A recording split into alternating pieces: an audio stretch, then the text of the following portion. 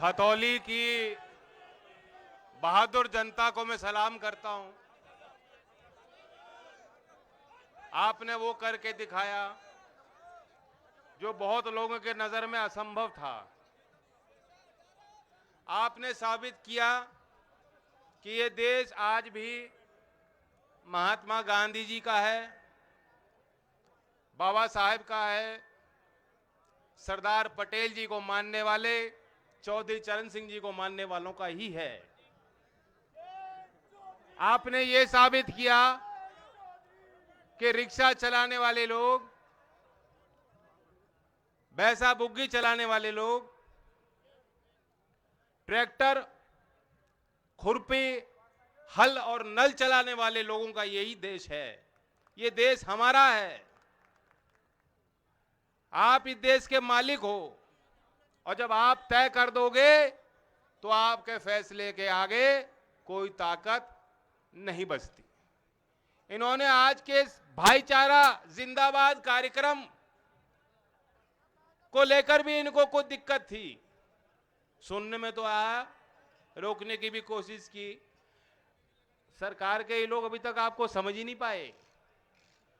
आप हमें छेड़ो मत, हो सकता खुद ही रुक जाएं, और टोकोगे रोकोगे तो किसी के रुकने से ना रुकें। जैसे मदन ने कहा, बात अंगारे की कौन ख्याल रखेगा, बात तो चिंगारी की है। वो चिंगारी जिंदा है।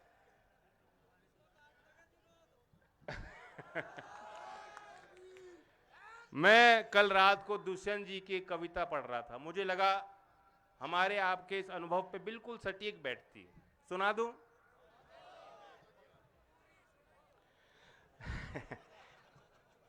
फिर धीरे धीरे यहां का मौसम बदलने लगा है। वातावरण सो रहा था, अब आंख मलने लगा है। हमको पता भी नहीं था वो आग ठंडी पड़ी थी जिस आग पर आज पानी सहसा उबलने लगा है। जो आदमी मर चुके थे मौजूद हैं इस सभा में। हर एक सच कल्पना से आगे निकलने लगा है। ये घोषणा हो चुकी है, मेला लगेगा यहाँ पर। हर आदमी घर पहुंचकर कपड़े बदलने लगा है। बातें बहुत हो रही हैं हमारे तुम्हारे विषय में। जो रास्तों में खड़ा था पर्वत पिघलने लगा है।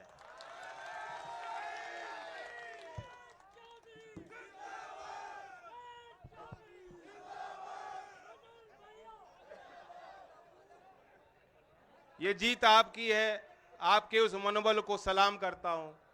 मेरे लिए बहुत मीठे अनुभव रहे। व्यक्तिगत तौर से ये चुनाव मैं हमेशा याद रखूंगा। हमारे दल के कार्यकर्ता, हमारे गठबंधन के कार्यकर्ता जिन्होंने बहुत मेहनत की, वे भी हमेशा याद रखें। 3 गांव में तो मैं हर गली हर घर तक पर्ची बांटने गया। हर मतदाता से, उनके परिवार से बातचीत करने का मौका मिला और मुझे एहसास हुआ इस बात का कितना बड़ा प्यार आज भी लोगों के मन में, दिल में है। और मैंने ये फैसला ले लिया है कि अब ये कारवां रुकेगा नहीं। हमने जो सीख ली है, जो प्रेरणा ली है आपसे, उसे पूरे प्रदेश में उस अमला जामा को बनाकर हमें लोगों के बीच जाना है। और मैं एक घोषणा करना चाहता हूं इस मंच से। नए साल के बाद समरसता अभियान के नाम से राष्ट्रीय लोकदल का एक कार्यक्रम हम शुरुआत करेंगे। और मेरा लक्ष्य है कि इस एक साल में 2023 के वर्ष में 1500 छोटे मोटे बड़े गांव में मैं खुद जाऊंगा, डोर टू डोर जाना पड़े जाऊंगा। हर तीसरे दिन में कार्यक्रम होंगे और हर दिन 10 से 15 गांव में बैठक होंगी जहां आपको भी अपनी बात रखने का अवसर मिलेगा। इतने ऐसे गांव हैं जहां कभी चौधरी अजीत सिंह जी नहीं जा पाए, उनसे पहले चौधरी चरण सिंह जी के पांव गांव में नहीं लगे होंगे, लेकिन आज भी घरों के अंदर आपने चौधरी चरण सिंह जी को सजा के रखा है, दिलों में सजा के रखा है। कितना बड़ा आशीर्वाद, कितनी बड़ी पूंजी है। हमें अपने वैचारिक दृष्टिकोण को भी मजबूत करने की जरूरत है कि हम लोग क्यों लड़ रहे हैं, हम ये पार्टी क्यों चला रहे हैं, गठबंधन की बात क्यों कर रहे हैं। इसलिए नहीं कि सिर्फ सत्ता का रास्ता है, लेकिन हमें व्यवस्थाएं भी बदलनी है। जो चौधरी चरण सिंह जी के सपनों का भारत था, जो उन्होंने कल्पना देखी थी, जो सपने देखे थे, आज वाकई हम लोग बहुत कमजोर हैं। उस रास्ते से तो बहुत दूर चले गए। ये देश में किसानों की हालत, किसानों की दुर्दशा किसी से छुपी नहीं है। उत्तर प्रदेश में इन्होंने 2019 के बाद आंकड़े छापने बंद कर दिए, लेकिन जो सरकारी एनएसओ की आखिरी रिपोर्ट थी उसके अनुसार उत्तर प्रदेश के औसतन किसान परिवार की सालाना इनकम आय 8,061 रुपए, 8,061 रुपए मासिक आय है, माफ कीजिएगा, साधारण सामान्य किसान परिवार की, एक आदमी के नहीं, पूरे परिवार की। अब 8,000 रुपए में कैसे वो गुजारा कर रहा है, कैसे खर्चे कैसे मीट कर पा रहा है? और ये तो आपकी रोज की जिंदगी है। 5,000, 6,000, 7,000 रुपए के लिए ये सरकार के दलाल आपके दरवाजे पे वसूलने को तो आ जाते हैं, लेकिन जो आपका ड्यू है, जो आपका भुगतान समय पर होना चाहिए, अभी तक भी सरकार गन्ने का भाव खोलने को तैयार नहीं है। लेकिन आपने इनके सरकारी पजामे का नाड़ा खोल दिया।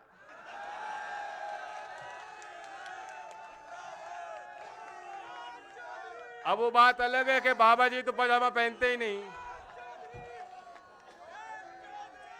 आपने पोल खोल दी है। सब लोग समझ चुके हैं, दूर तक समझ चुके हैं, किसान समझ चुका है। 5 साल में 35 रुपए बढ़ाने वाली सरकार कतई भी गन्ने का अच्छा भाव किसानों को, आप 25 मान लो, अच्छा भाव बढ़ा के देना नहीं चाहती। इनकी मंशा साफ हो गई। तो आप गांठ बांध लो। खतौली में तो ऐसा मौका आपको मिला है जो दूसरे क्षेत्र में जनता को नहीं मिला।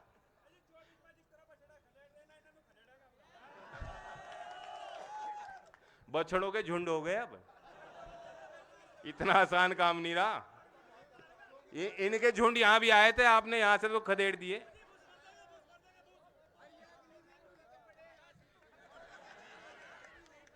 अब ये आप देखिए कि चाइना के साथ चाइना का घुसपैठ बढ़ रहा है। सरकार कोई जवाब देने को तैयार नहीं। सोमवार का दिन सदन चालू था, कोई खलल नहीं थी, सामान्य चर्चा दोनों सदन में हो रही थी।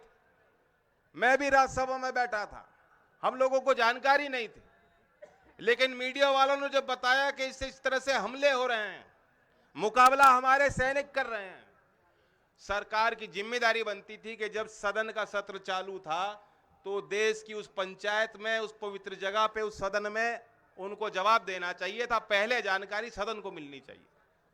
राजनाथ सिंह जी जवाब देते हैं कि सदन की छुट्टी थी, इसलिए जो घटना फ्राइडे की थी हम ट्यूसडे को बता रहे हैं, मंगलवार को बता रहे हैं। ये कोई बहाना नहीं।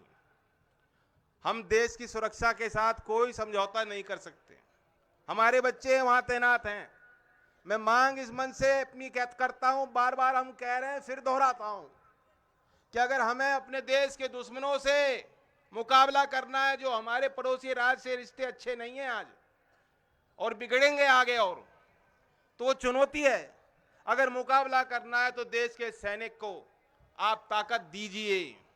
आज देश के सैनिक के लिए जो एक विश्वास और एक आस्था थी लोगों के मन में, जो हमारे गांव के बच्चे चाहते थे कि हमें वो नौकरी मिल जाए, वो वर्दी मिल जाए, उस वर्दी को पहनकर हम अपने खून को बहाने का काम करेंगे, कुर्बानी देने के तैयार हैं, शहादत देने के लिए तैयार हैं।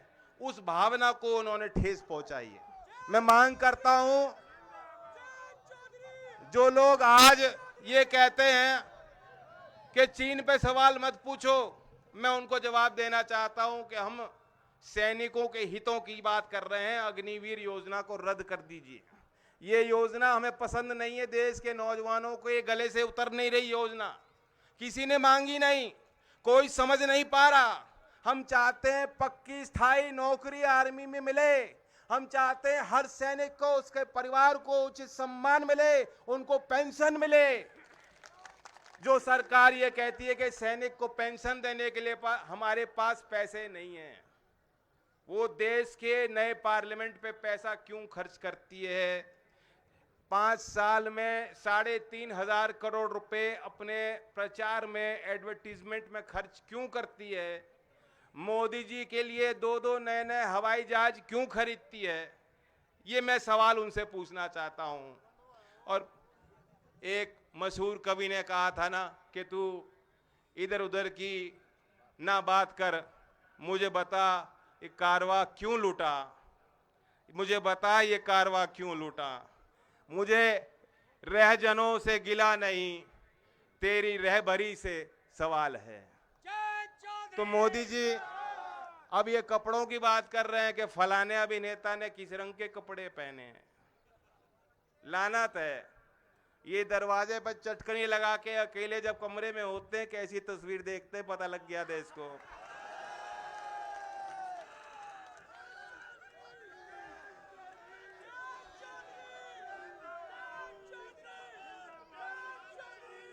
तो इधर उधर की बात ना करो, समय पे नौकरी दो नौजवानों को, समय पे किसानों को भाव दो।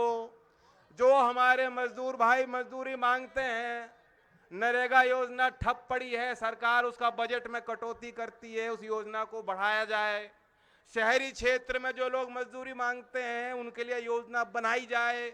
हमारे गांव में पेंशन बंद हो गई, हमारे शिक्षण संस्थान से जुड़े बच्चे बता देंगे स्कॉलरशिप बंद पड़ी हैं। अभी मौलाना आजाद फेलोशिप के नाम पे विज्ञान के क्षेत्र में जो हमारे माइनॉरिटी के बच्चे पढ़ रहे थे, उस योजना को सरकार ने बंद कर दिया, कैंची चला दी। तमाम ऐसी बातें हैं, ऐसे मुद्दे हैं जिनको लेकर हम अब से लेकर 2024 तक जनता के बीच रहेंगे। मैं धन्यवाद देता हूं कि आपने जिस तरह से जो प्यार दिया और चुनाव बाद भी पूरा दबाव सहन किया। खानपुर की चर्चा भी मेरे पास है, एक आध प्रतिष्ठानों पे जो उन्होंने छापे मारे वो भी जानकारी हम पे है। कोई चिंता करने की बात नहीं है, किसी के साथ अन्याय होने वाला नहीं है। 23 तारीख चौधरी चरण सिंह जी की जयंती है। मैं आप सबको न्योता देता हूं, जो आ सकें किसान घाट पे, भरतपुर पे और अपने गांव में उसको मनाने का काम करें। धन्यवाद। जय हिंद, जय भारत। प्रमोद त्यागी जी से अनुरोध करता हूं, समाजवादी पार्टी के जिला अध्यक्ष हैं।